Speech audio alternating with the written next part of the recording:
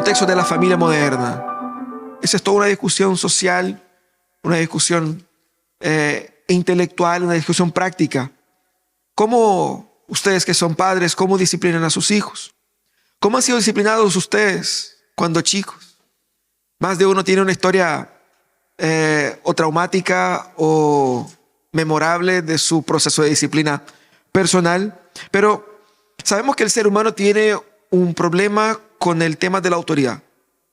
El ser humano tiene una crisis con la autoridad, y el uso equivocado o el mal uso del poder, de la autoridad, sobre todo en el contexto familiar, ha producido muchos dolores para nuestra sociedad, para nuestras familias.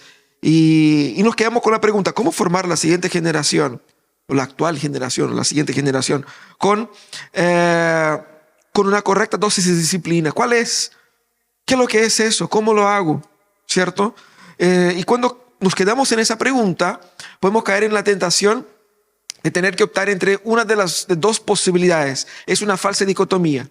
La dicotomía de optar por el camino de la tradición. Así me han enseñado mis padres. Duro, frío, insensible, voy. Porque funcionó conmigo, va a funcionar con mis hijos. Bueno, algunos van por ahí. Otros, que yo creo que puede pasar con muchos, quieren una formación familiar muy diferente de la que recibió cuando chico. Así como que yo no voy a hacer como hicieron mis padres, yo voy a ser mejor. Y el orgullo de la juventud, ¿no es cierto? Queremos ser siempre así como más evolucionados. Y abrazamos en gran medida, acríticamente, todos los modelos pedagógicos humanistas que están en el mercado, simplemente porque nos parecen bonitos, porque nos parecen sofisticados, nos parecen humanizados. Y no nos damos cuenta de que lo que estamos abrazando es un modelo pedagógico que ha tratado de eliminar Dios como eje de la composición de la autoridad humana. Por lo tanto, ¿cómo hago? ¿Quedo con la tradición o con la modernidad? ¿Cuál es la opción? Yo creo que hay, tanto en la tradición como en la modernidad, lecciones y cosas que podemos aprender y aplicar. Pero les presento, como el apóstol Pablo dijo allá en Romanos, un camino mejor. Hay una alternativa y hay una perspectiva en la cual podemos aplicar la correcta disciplina en nuestra familia, en nuestras dinámicas familiares, de manera a corregir la manera como nosotros entendemos el concepto de autoridad y cómo aplicamos autoridad en nuestras vidas. El texto de Éxodo capítulo 20, los versículos, o el versículo 12, dice: honra a tu padre y a tu madre para que disfrutes de una larga vida en la tierra que te da el Señor tu Dios. Vamos a ver todos juntos ese versículo. Honra a tu padre y a tu madre para que disfrutes de una larga vida en la tierra que te da el Señor tu Dios.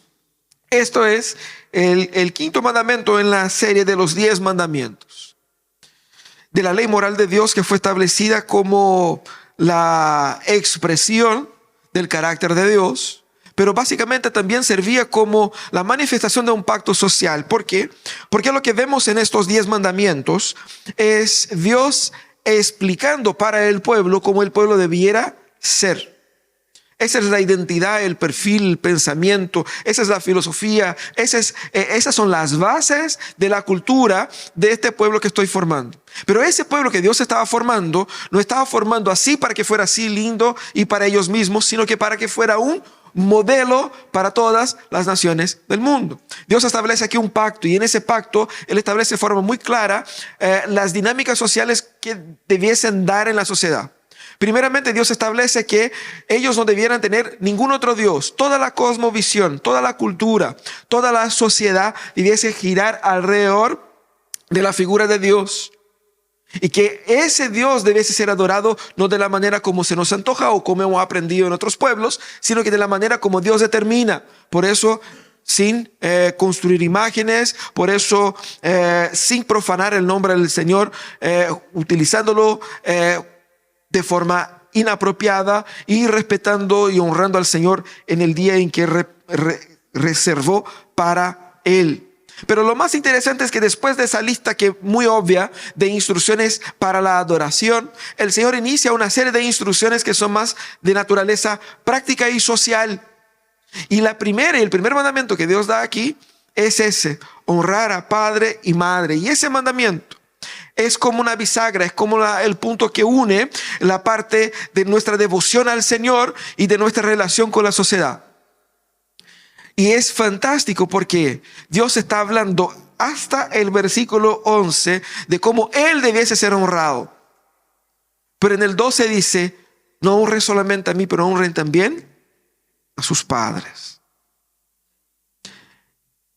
Y aquí Él establece un elemento fantástico de autoridad que ya no está solamente en Él, sino que en la figura que Él determinó para la sociedad que debiera recibir esa autoridad y esa honra. Son los padres. Honren a los padres de ustedes. Y este es el primer mandamiento con promesa, como nos va a recordar después el apóstol Pablo. Y después, solamente después de eso, tenemos los mandamientos que son más amplios para la sociedad. No mates, no cometas adulterio, no robes, no mintas y no codicies. De manera que todos esos otros mandamientos son cumplidos de cierta manera en sincronía con el quinto mandamiento y por causa del cumplimiento en el quinto mandamiento. Dios estaba formando aquí una nación con ese pacto social, y es exactamente por eso que ese mandamiento es sumamente relevante para la familia moderna, para la familia de hoy, para nuestros días. Honrar padre y madre nos viene a enseñar cómo el Señor reconfigura el concepto de autoridad, incluso para una generación como la nuestra, que ha aprendido a ser crítica de las autoridades, a ser opositora de cualquier autoridad. ¿Cómo el Señor redefine eso y cómo el Señor nos ayuda a aplicar el concepto de autoridad a la familia moderna? Lo que la familia moderna debe aprender sobre autoridad en ese texto. Lo primero que la familia moderna debe aprender sobre autoridad en ese texto es que la autoridad viene de Dios. La autoridad viene de Dios. Interesante porque las dinámicas de poder y de autoridad están debajo de la esfera de Dios. ¿Qué significa eso? Significa que de la misma manera que es Dios quien diseña cómo la sociedad debe ser, Dios diseña cómo debe ser también el individuo. O sea, es Dios no solamente que es fuente de autoridad, pero Él es quien determina cómo, debajo de su autoridad y de su voluntad, la sociedad debe funcionar. Porque ese es el problema nuestro. Nosotros recibimos el mundo de Dios y decimos: Señor, ahora es con nosotros. Así que usted puede dar un paso al costado y nosotros nos encargamos de aquí en adelante. Pero el Señor no hace así. Es Dios la fuente esencial para nuestra pedagogía.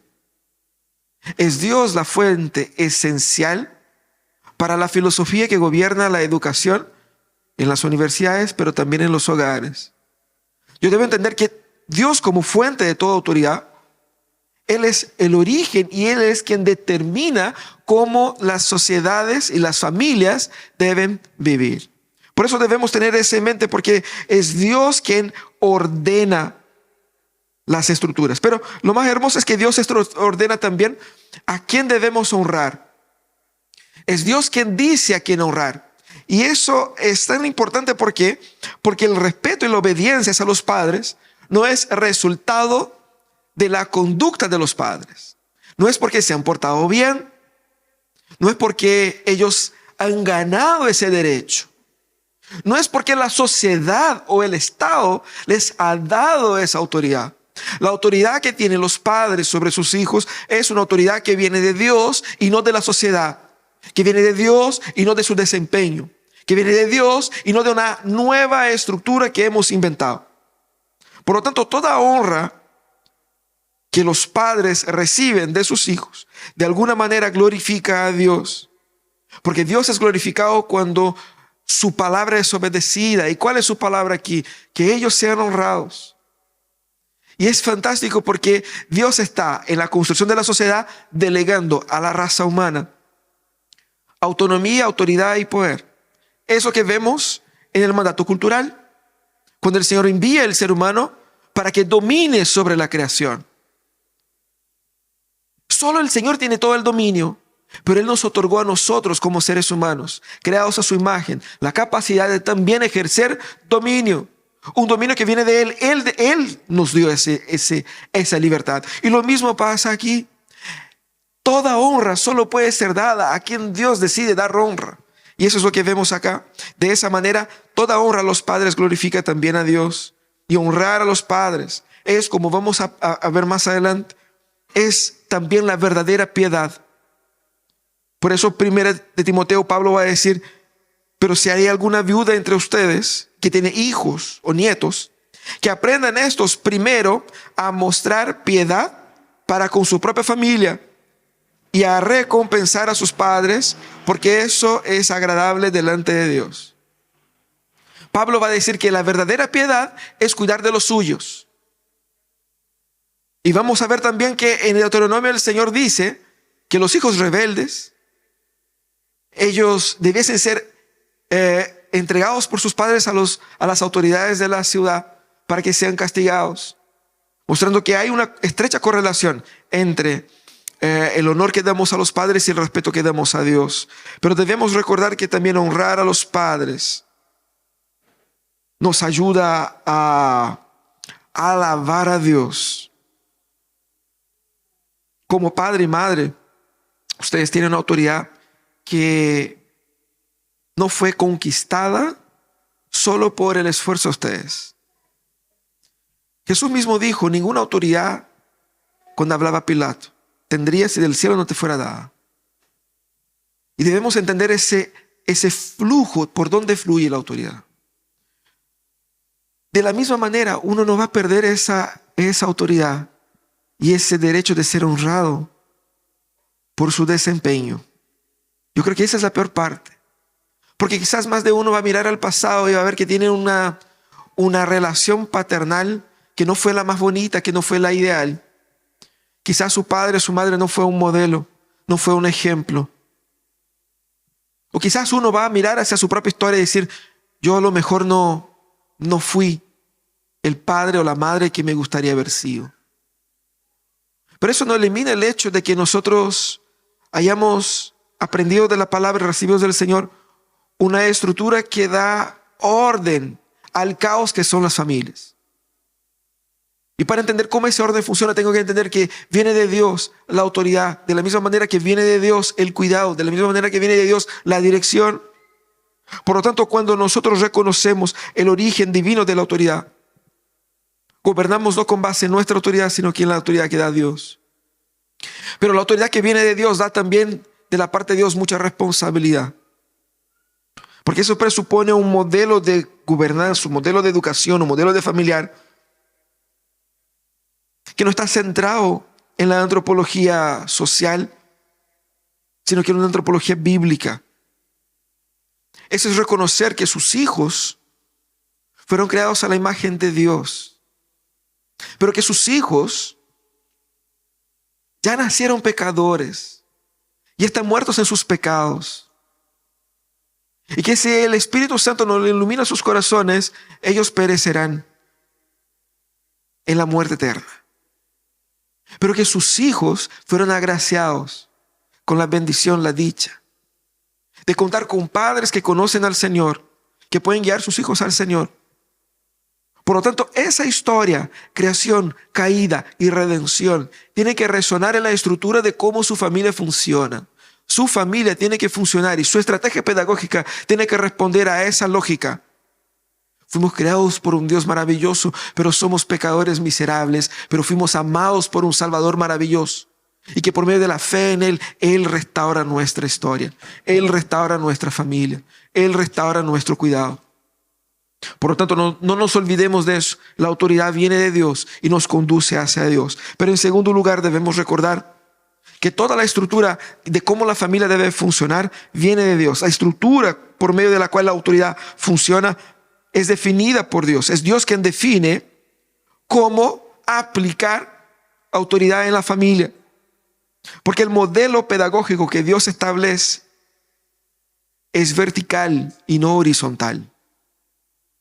Y eso para nuestra cultura secular contemporánea es difícil de asimilar, porque nosotros hemos abrazado los principios de la Ilustración de que todos somos iguales y debemos tratar todos, padres, hijos, como estando al mismo nivel, como teniendo los mismos derechos y las mismas libertades. Y esa relación horizontal que se ha aplicado en muchos modelos pedagógicos de nuestros días, incluso en las familias, ha hecho con que la relación de autoridad se vea casi desaparecida en la relación entre padres y hijos.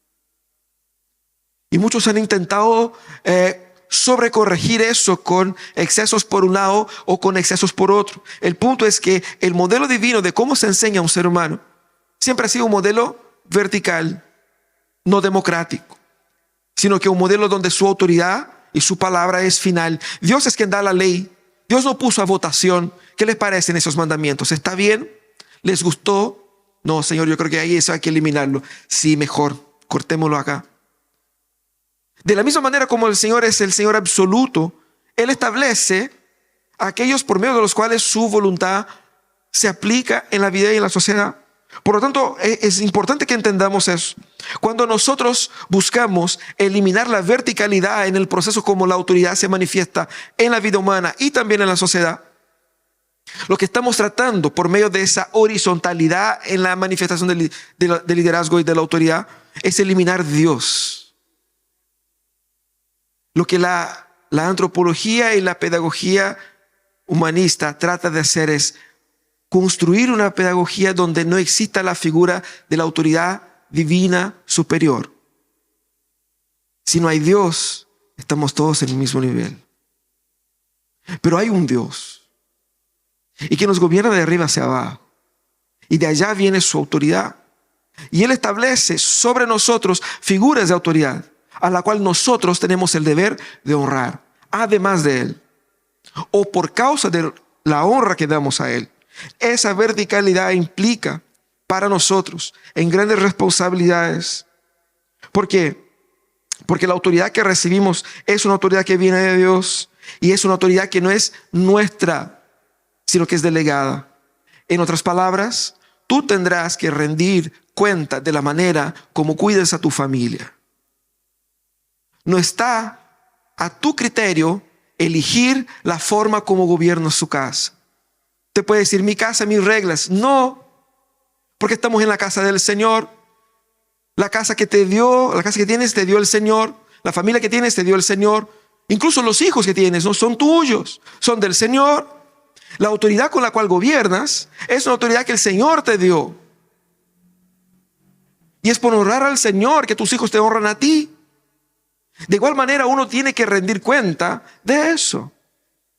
Padres e hijos sabemos que sí son iguales en formación, en valor, como seres humanos creados a la imagen de Dios, pero no son iguales en autoridad y función. Y el Señor deja eso muy claro en su palabra. Debemos recuperar el principio vertical de la pedagogía divina, pero debemos recordar que cuando el Señor da esa instrucción para el pueblo, ese orden, ese mandamiento al pueblo, lo que Él quiere que el pueblo entienda es el principio de la supremacía de la estructura familiar como base para la sociedad. Aquí Dios no construye una sociedad delegando la máxima autoridad para el Estado. La máxima autoridad que el Señor entregó primero está en sus manos, en las manos de Dios. Pero el pueblo del pacto estaba aquí organizado en estructuras familiares. No porque eran arcaicos o porque eran antiguos, sino que era un diseño pensado por Dios. El pueblo del pacto estaba organizado en estructuras familiares porque es en esas estructuras donde había un vínculo primeramente físico y orgánico. En segundo lugar, ese vínculo era mucho más natural en el proceso de formación y cuidado. Es más fácil cuidar a su hijo que el sobrino, por ejemplo. Porque el hijo es hijo, el sobrino lo quiero, lo amo, lo cuido si es necesario, pero hay una distancia. ¿Y cuando ni siquiera es mi sobrino? Hay una distancia natural que el corazón humano tiene que aprender a traspasar y a producir puentes de afecto con personas que están alejadas de nuestro círculo más íntimo, más profundo. Y el Señor sabía de eso. Eran en esas estructuras donde había conexión histórica, donde había esa cara parecida, que tú le miras a la cara del hijo y dices, la cara del papá. Y hay varios aquí que son la cara, ¿no es verdad? Y eso genera un vínculo más profundo, y el Señor sabía de eso, y Él entendía que la familia tiene un valor profundo para cómo la sociedad se va a organizar. Porque si la sociedad está organizada en familia, los vínculos entre las personas van a ser más profundos, más significativos, incluso desde el punto de vista económico. Por lo tanto, Dios estableció una sociedad construida, alicerzada en las familias, pero nosotros en nuestros días tenemos dos amenazas contra ese principio. La primera es la amenaza del individualismo, que trata la persona, sacando a la persona de su familia como un individuo, como algo único y completo en el mundo. Nuestra sociedad es profundamente individualista, y a veces construimos familias de forma tan individualizada que no profundizamos las relaciones y las interdependencias unos de otros. Pero está el otro peligro, el peligro del colectivismo. El peligro del colectivismo es ese que elimina la importancia familiar y entrega todas las relaciones y todo el cuidado, toda la formación al Estado.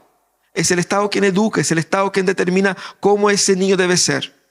El individualismo es la filosofía en que el niño mismo decide lo que él quiere ser de su vida. El colectivismo va a decir, no, el Estado va a decir cómo el niño debe ser. Pero aquí nosotros estamos entendiendo que la palabra de Dios nos enseña que quien debe decidir cómo el niño debe ser primeramente es Dios, y esa tarea fue delegada por Dios a los padres. Por lo tanto, es la familia, en la figura de padre y madre, que son mencionados acá. No solamente padre, no solamente madre.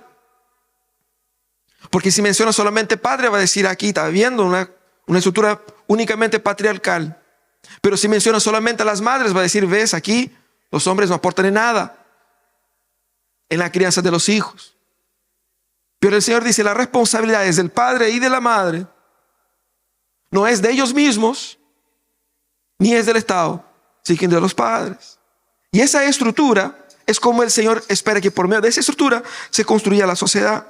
Y es interesante porque esa autoridad es establecida en el contexto del pacto de Dios con el pueblo. Y eso es maravilloso.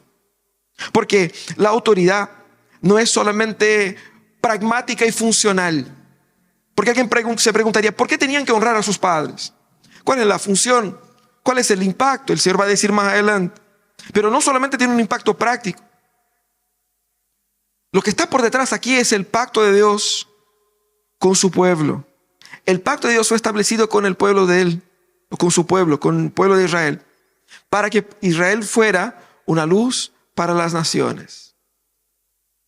Cuando nosotros miramos la historia de las familias después del pecado, después de Caín, toda la violencia, toda la destrucción, todos los abusos, resultado de la entrada del pecado en la vida humana, vemos que la manera como Dios restablece ese pacto no es por medio de una relación individualizada con el ser humano, no es de una relación macro por medio de un Estado, sino que Dios forma familias. ¿Qué es lo que Dios hace con Abraham? Llama a Abraham y promete a Abraham hijos. Familia. La nación no era el concepto de nación que tenemos nosotros hoy día en nuestros tiempos. Era un concepto que era necesariamente oriundo de la formación familiar, de la estructura familiar. Una estructura familiar que se iba multiplicando a formar una tribu bastante grande. El contexto del pacto aquí nos tira la perspectiva de que toda esa estructura implica que nosotros tenemos una responsabilidad también espiritual en la educación y la formación de los hijos. Esa estructura presupone el deber de los padres de guiar a sus hijos en la fe, de guiar a sus hijos al Evangelio, porque esa autoridad fue dada por causa y para el Evangelio. Es Dios quien define cómo la familia debe ser y cómo debe ser la pedagogía aplicada en el hogar. Y lo más importante, muchos de nosotros podemos pensar que los principios teológicos y pedagógicos que encontramos en las Escrituras pueden carecer algo de actualización. No parecen ser tan contemporáneos, no parecen ser tan prácticos, o quizás tienen más bien una cara de anticuados y obsoletos. Cuando pensamos así o cuando nos dejamos pensar así, lo que estamos diciendo es que Dios no sabe lo que está haciendo. Es una proyección, porque nuestra cultura mira a los ancianos como personas que ya están desactualizadas, que no saben ocupar el WhatsApp, no saben ocupar la tecnología. Yo sí sé, yo soy moderno, yo soy contemporáneo, yo sí sé cómo funciona, yo sí sé los últimos estudios, las últimas investigaciones, que nos ha dado mejores resultados. Y tratamos de considerar a Dios como obsoleto. Dios no sabe, pero yo sé, yo voy a hacer algo mejor. Esa arrogancia nos impide de ver la belleza y la profunda sabiduría que hay en las Escrituras. Nadie es más especializado en ser humano que el Señor. Y el Señor no es especializado en el ser humano porque el Señor lo estudió bastante. El Señor conoce al ser humano porque el Señor diseñó el ser humano. Cuando el Señor dice funciona así, es porque Él diseñó para que funcionara así. No es porque alguien vio cómo funciona y trató de descubrir cuál es la mejor forma por medio de una serie de intentos y estudios. Por lo tanto, la palabra del diseñador, la palabra del que creó el ser humano, sobre cómo el ser humano debe funcionar y cómo debe ser la dinámica en el hogar, es incuestionable. No solamente porque el Señor tiene miles de años de investigación más que nosotros, sino que porque el Señor escribió el mismo libro que nosotros estudiamos para buscar saber qué es lo que es el ser humano. Por lo tanto, es una arrogancia sin tamaño querer discutir con Dios la manera como voy a educar a mis hijos. Debemos entender que es Dios quien establece esa estructura y lo hace para su gloria. Ahora, el Señor en su sabiduría quiso que supiéramos que cuando nosotros seguimos sus pasos, nosotros no solamente estamos obedeciendo a ciegas porque Él así lo ha ordenado, sino que por medio de la obediencia hay ganancia. Mira si no es un Dios bueno. Él quiere que entendamos que por medio de la obediencia hay beneficios. Y Él pone promesas acá. ¿Por qué hay promesas? Porque el Señor, dueño y absoluto de todo, tenía que prometer cualquier cosa. Porque fíjate que lo que está en discusión acá con ese tema es ¿cuál es la mejor manera de vivir la vida? ¿Cuál es la mejor manera de formar a esos pequeños seres humanitos acá? ¿Qué es lo que quieren ustedes como padres para sus hijos? ¿Que sean simplemente personas decentes, libres de las drogas, con una carrera universitaria, que se paguen las cuentas? ¿Qué quieren ustedes? ¿Por qué quieren eso? ¿Cuáles son las metas? Y el Señor pone promesa acá, porque lo que está en discusión es cuál es la mejor manera de vivir. Y lo que Dios hace en su sabiduría es establecer que cuando la vida es vivida en plena submisión a la autoridad como Él diseñó, en las estructuras como Él diseñó, hay fruto, hay resultado, hay bendición. Dios es el garantidor de esos beneficios. Él dijo, si ustedes hacen como yo les digo, ustedes disfrutarán de una larga vida en la tierra que el Señor tu Dios te da.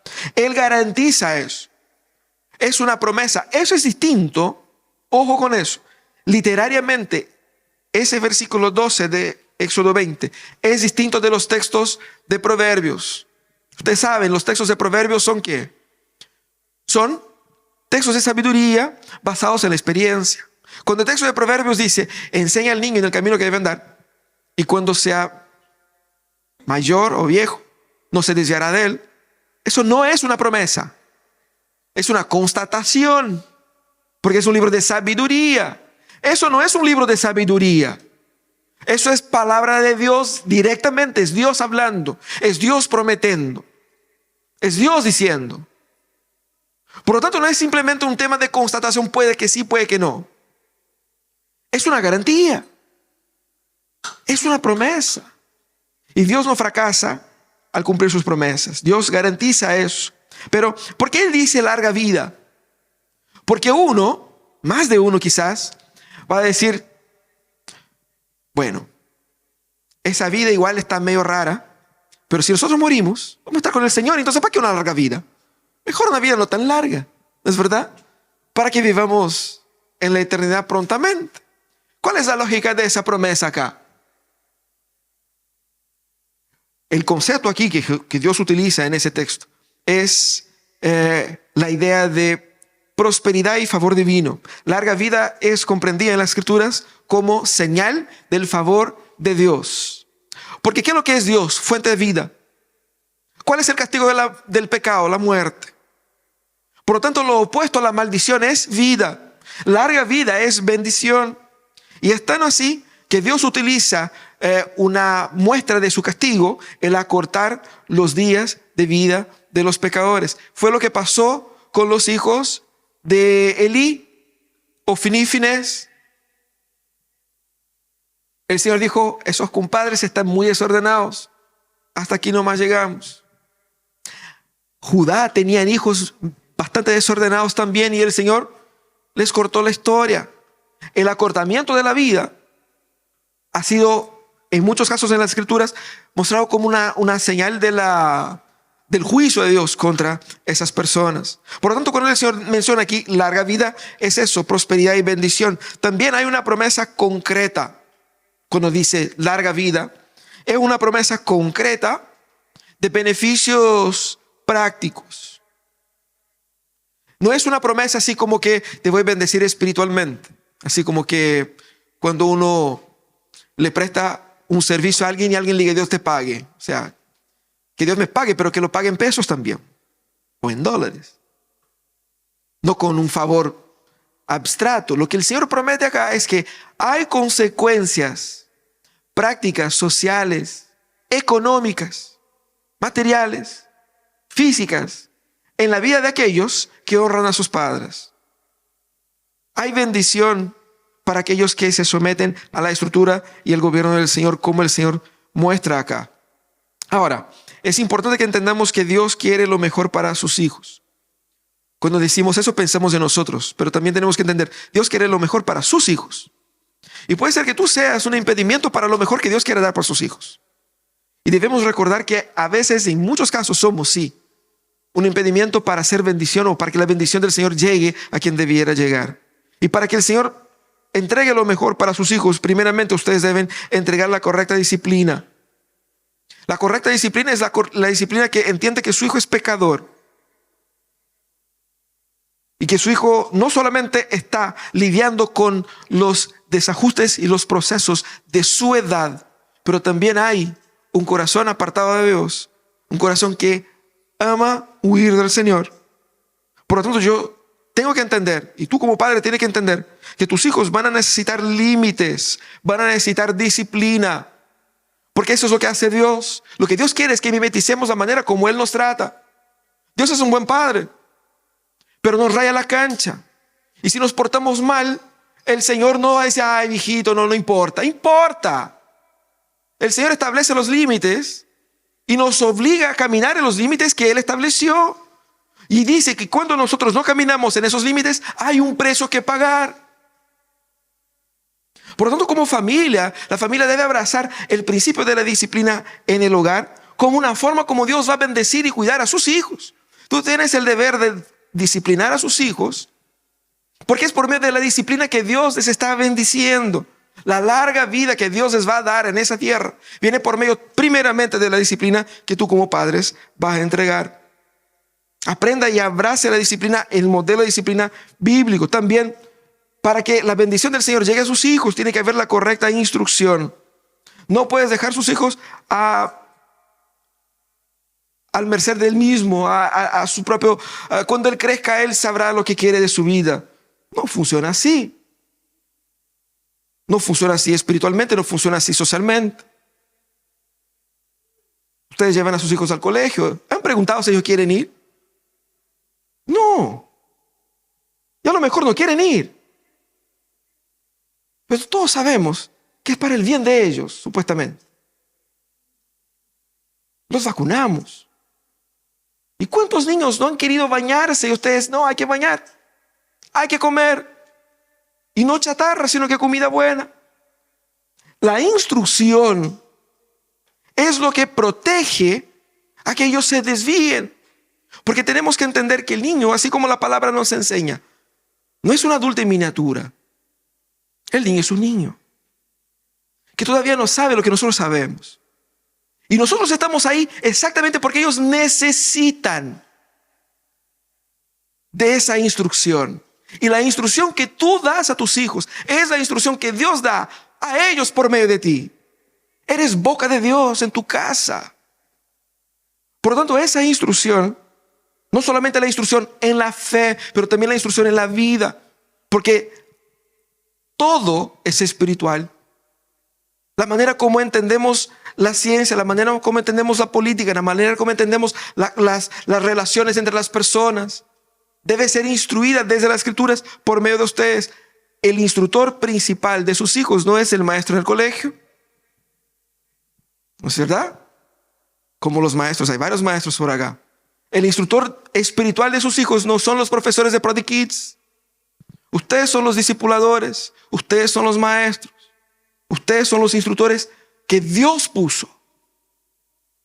Todo lo demás colabora, suma, aporta, pero la responsabilidad primera es hacia ustedes. Pero también Dios bendice a sus hijos por medio del correcto cuidado. Sabemos que los niños son frágiles y deben ser cuidados. Y yo creo que no hay duda acá del deber de cuidar adecuadamente a los menores. Pero la palabra aquí no se refiere solamente a los menores. Nosotros nos olvidamos de cuidar de nuestros padres cuando ellos son mayores. Y ese es el gran pecado de nuestra cultura. Una de las grandes polémicas de nuestra sociedad es el problema con la jubilación, que reciben poca plata. ¿Sabe cómo la Biblia soluciona ese problema? ¿Sabe por qué la Biblia no tiene AFP? No tiene pensión. Porque lo que la Biblia enseña es que esos seres humanos que han vivido toda su vida cuidando a sus hijos y ahora son mayores y no pueden trabajar, ellos deben ser sustentados y su AFP son sus hijos. Es responsabilidad de los hijos adultos el cuidado de sus padres mayores. Es deber bíblico y más. Pablo va a decir eso de una forma fantástica. Va a decir que aquellos que teniendo padres y que están en necesidades, madres viudas que están en necesidades y no cuidan de los suyos, es peor que un no creyente y se ha apartado del cristianismo. Es bonito decir del cuidado para los niños, pero nos olvidamos también del cuidado de aquellos que necesitan nuestro cuidado. Honrar a los padres no terminan a los 18 años. El Señor no puso límite acá, y eso se aplica también a los mayores. Y nos olvidamos de que el Señor nos bendice. No solamente cuando recibimos, pero también cuando damos y damos su cuidado. Como el Señor cuida a nuestra familia, primeramente en una cultura que cultúa, que adora al individualismo y que es resistente a todo tipo de sumisión. Cuando predicamos sobre autoridad y sumisión, nuestro corazón ya se pone en una posición de resistencia. Nosotros somos llamados a caminar en el sentido contrario a nuestra cultura, a caminar en el sentido contrario a las tendencias y a las investigaciones del último minuto, abrazando un modelo familiar que no es solamente tradicional o no es solamente moderno, es bíblico, que va a confrontar nuestra carne, que va a demandar que yo sea como padre honrado por mis hijos, pero que va a hacerlo en la comprensión de una relación pactual con Dios. Porque si yo tengo que honrar a mis padres, es deber de mis padres honrar a Dios, por quien esa honra es debida. Y yo como creyente tengo que hacerlo. Tengo que tomar la decisión de formar familias contraculturales, cuya estructura de gobierno y la estructura de poder dentro del hogar no responde ni a nuestros impulsos, ni a las nuevas investigaciones de la moda, sino que responde a las Escrituras. Así se redime la sociedad a través y por medio de la familia. Por eso que la redención comienza con la familia. Nosotros debemos cuestionar tanto la tradición como cuestionar también todos los modelos contemporáneos de pedagogía y de estructura y organización familiar que no sean resultados, que no sean concebidos desde las Escrituras. Porque es la plena y la profunda convicción de que la palabra de Dios funciona, que me guiará a aplicar en mi vida y en mi familia la metodología de Dios para criar a mis hijos. Toda autoridad que se vive en el hogar, toda esa autoridad viene de Dios. Y Jesucristo mismo dijo: toda autoridad me es dada.